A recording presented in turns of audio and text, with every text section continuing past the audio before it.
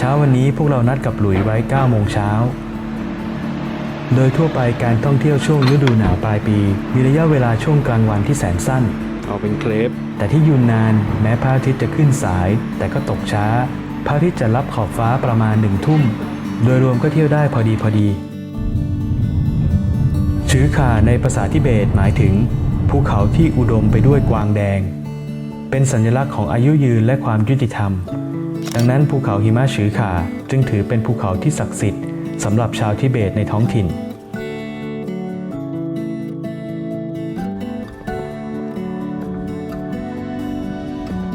การขึ้นไปถึงยอดเขานั้นจากห้องขายตั๋วชั้นล่างต้องนั่งเคเบิลคาร์ขึ้นไป2 ต่อเนื่องจากระยะทางถึงยอดเขาค่อนข้างไกลพอพวกเราไปถึงที่ขายตั๋วเจ้าหน้าที่แจ้งว่าบนยอดเขามีลมแรงไม่สามารถนั่งเคเบิลคาร์ขึ้นไปถึงยอดเขาได้แต่สามารถขึ้นไปจนถึงสถานีกลางทางซึ่งเป็นจุดเปลี่ยนเคเบิลคาร์ได้โดยค่าตั๋วจะลดลงเหลือคนละ100 หยวน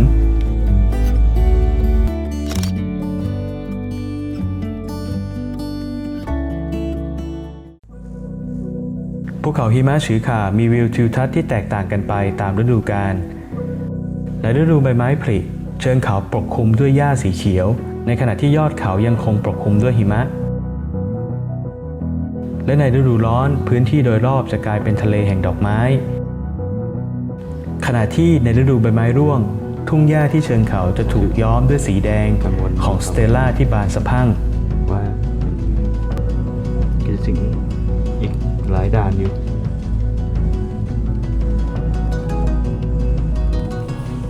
นักท่องเที่ยว2 คนชาวไทยรอบนี้ไม่มีใครนะ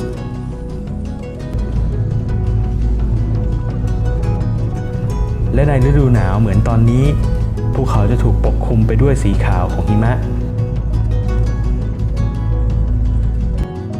ตอนเดินทางมาถึงยอดเขาชือข่าก็มีความกังวลอยู่ว่าจะทนอากาศหนาวจัดและเบาบางไหวหรือไม่การเผชิญหน้ากับสถานการณ์จริงเท่านั้นที่จะทำให้เรารู้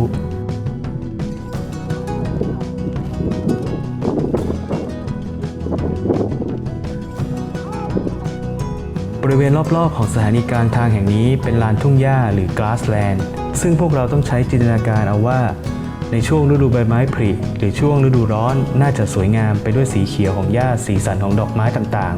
ๆแต่อย่างไรก็ตามสีขาวของหิมะที่ปกคลุมเกือบทั่วพื้นที่ณขณะนี้ก็แปลกตาดีถ้าไม่ติดเรื่องอากาศหนาวติด-10ที่ทำให้การยืนอยู่ในที่โล่งแบบนี้ทำได้ไม่เกิน5 นาทีก็ต้องรีบหาที่หลบลมหนาวกันแล้ว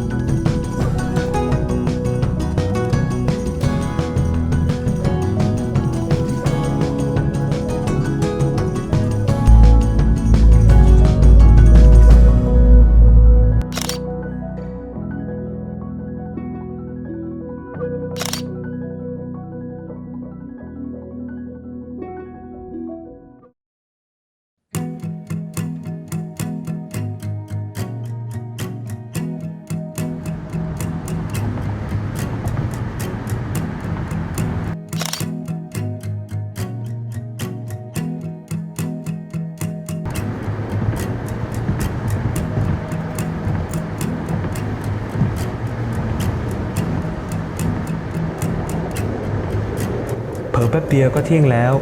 พวกเราออกเดินทางต่อไปยังอุทยานแห่งชาติผูต้าโฉวแม้จะเป็นช่วงเที่ยงมีแดดออกแต่ลมก็พัดแรงและอากาศยังหนาวเย็นอยู่มากที่จุดขายตั๋วมีภาพแผนที่อุทยานติดอยู่ทำให้พอเห็นภาพเข้าใจถึงความกว้างใหญ่ของอุทยานแห่งนี้ซึ่งนักท่องเที่ยวต้องนั่งรถบัสของอุทยานเข้าไปชมตั๋วค่าเข้ารวมค่ารถบัสอยู่ที่คนละ100 หยวนรถบัสจะวิ่งเป็นวงกลมพาเที่ยวชมวิวสถานที่ต่างๆในอุทยานเริ่มจากทิศเหนือนักท่องเที่ยวสามารถขึ้นและลงรถได้ไม่จำกัดครั้งจนถึงเวลาปิดอุทยานตอน4 โมงเย็น รถบัสของพวกเราเคลื่อนตัวไปประมาณ 20 นาทีก็มาอยู่ที่ลานจอดรถทางเข้าจุดเดินชมวิวทะเลสาบฉูตูซึ่งอยู่ทางทิศเหนือของอุทยาน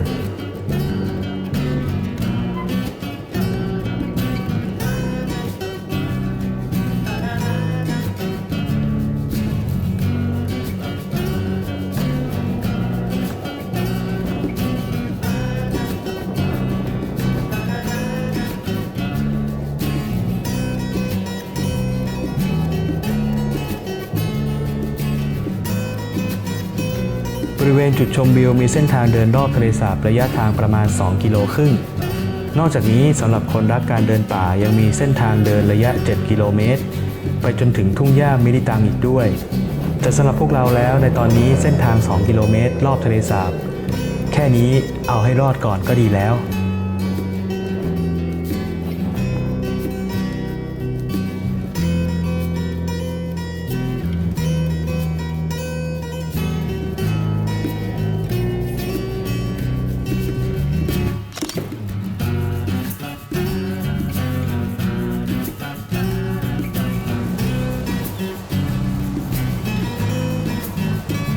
อุทยานแห่งชาติผูต้าฉัวอยู่สูงจากระดับน้ำทะเลราว 3,500 ถึง 4,000 เมตร ประกอบด้วยทะเลสาบ ลำธารทุ่งหญ้า พืชและสัตว์ที่หายาก รวมถึงวัฒนธรรมดั้งเดิมของชาวทิเบตด้วย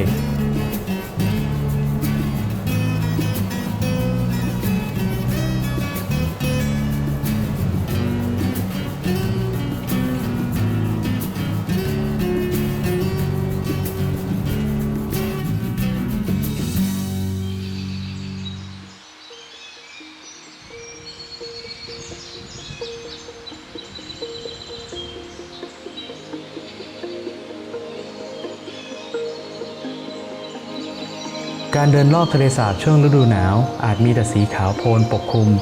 ไม่มีสีสันของดอกไม้ใบไม้แต่ก็เป็นการเดินชมทัศนียภาพที่แปลกตา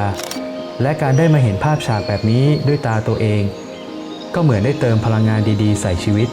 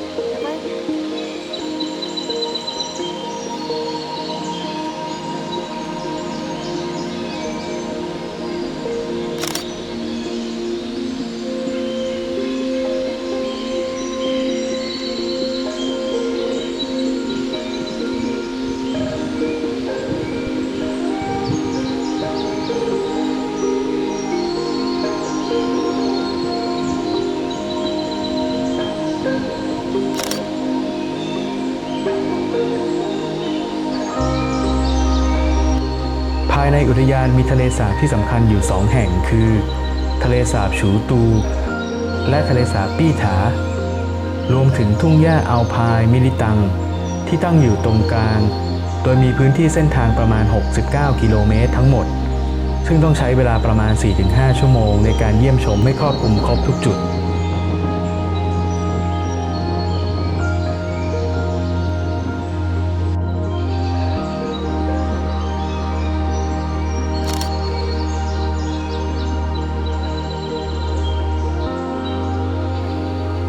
เพื่อนร่วมทางแต่ละคนเดินกันอย่างช้าๆและดูเหนื่อยอ่อนเนื่องจากความเบาบางและหนาวเย็นของสภาพอากาศพวกเรามีเวลาเดินเล่นประมาณ2 ชั่วโมงก่อนถึงเวลาขึ้นรถบัสเที่ยวสุดท้ายกลับไปหน้าอุทยาน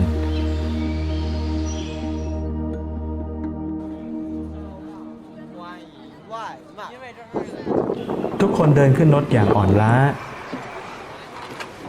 นั่งรอรถออกสักพักหนึ่งบนรถก็มีเสียงดังขึ้นโดยพร้อมเพรียงนั่นคือเสียงฉีดกระป๋องออกซิเจนพร้อมเสียงสูดลมหายใจยาว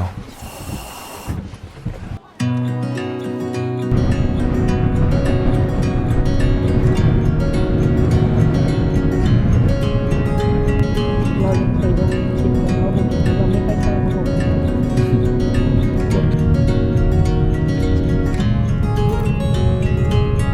ม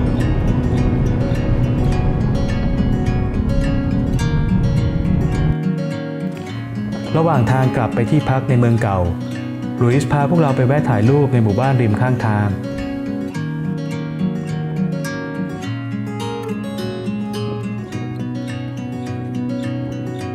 มันคือความรู้สึกดีทุกครั้งที่ได้เก็บภาพฉากชีวิตธรรมดาในช่วงเวลาที่เราได้ออกเดินทาง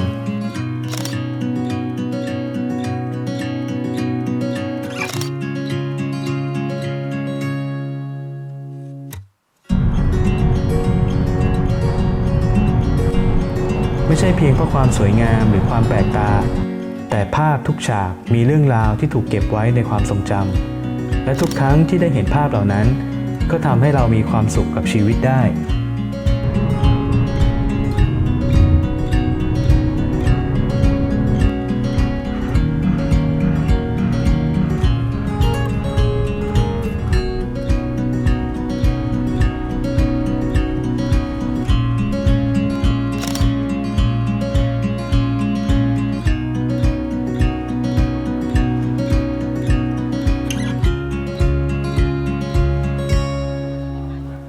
ค่ำคืนนี้พวกเรายังได้ดื่มด่ำกับความเหน็บหนาวในแชงกรีลาที่ลานกลางแจ้งยังมีเสียงเพลงหลายคนยังเลือกที่จะคลายหนาวด้วยการเต้นรำขณะที่พวกเราซุกตัวในผ้าห่มหนาที่มีฮีตเตอร์จ่ออยู่ข้างๆคิดถึงเรื่องราวเส้นทางตั้งแต่ต้าหลี่ลี่เจียงและแชงกรีลาในสัปดาห์ที่ผ่านมาพรุ่งนี้เข้าสู่ช่วงท้ายของทริปแล้วเส้นทางข้างหน้ายังมีอะไรมากมายรอพวกเราอยู่